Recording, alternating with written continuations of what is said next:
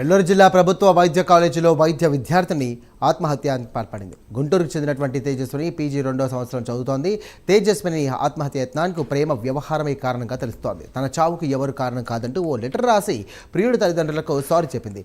తేజస్వికి వైద్య చికిత్సలు అందిస్తున్నారు వైద్యులు. అలాగే ప్రస్తుతం ఆమె ఆరోగ్య పరిస్థితి నిలకడగా ఉన్నట్టుగా వైద్యులు తెలియజేశారు.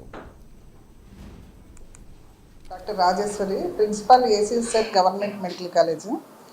నాకు ఈరోజు మార్నింగ్ ఉదయాన్నే తెలిసిందండి. సెకండ్ ఇయర్ పీజీ చేస్తుంది ఓబీజీ డిపార్ట్మెంట్లో తేజస్విని అని. వాళ్ళ నేటివ్ ప్లేస్ గుంటూరు. ఆ అమ్మాయి సూసైడ్కి ట్రై చేసిందని. నిన్ననేమో కొంచెం టెన్షన్గా ఫీల్ అయ్యింది. కౌన్సిలింగ్ అని వాళ్ళ హెచ్ఓడి సైకాట్రీ డిపార్ట్మెంట్కి పంపించారు. కౌన్సిలింగ్ తీసుకొని ట్రీట్మెంట్లో ఉంది. కానీ సడన్గా ఇవాళ మార్నింగ్ చూస్తే రూమ్లో కొలాప్స్ అయ్యి ఉందంట. ట్యాబ్లెట్లు ఏమో తీసుకుంది ఎక్సెసివ్గా, సైకాట్రీ ట్యాబ్లెట్లు.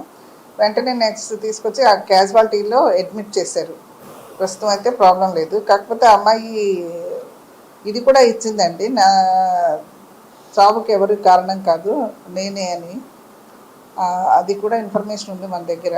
తను ట్రై చేసింది. యాక్చువల్గా ఏంటంటే సమ్ లవ్ అఫేర్ ఏదో ఉంది. పేరెంట్స్ ఏమో మ్యారేజెస్కి అవుట్ సైడ్ చూస్తున్నారు. దాని నుంచి అది అమ్మాయికి ఇంట్రెస్ట్ లేక వాళ్ళ పేరెంట్స్కి బాయ్ ఫ్రెండ్కి కూడా సారీ అని పెట్టింది. సారీ పృథ్వీ, సారీ పేరెంట్స్ అని, సారీ వాళ్ళ గీతాలక్ష్మి హెచ్ఓడికి అని పెట్టి మెసేజ్ ఉంది నా దగ్గర ఇన్ఫర్మేషన్ అయితే.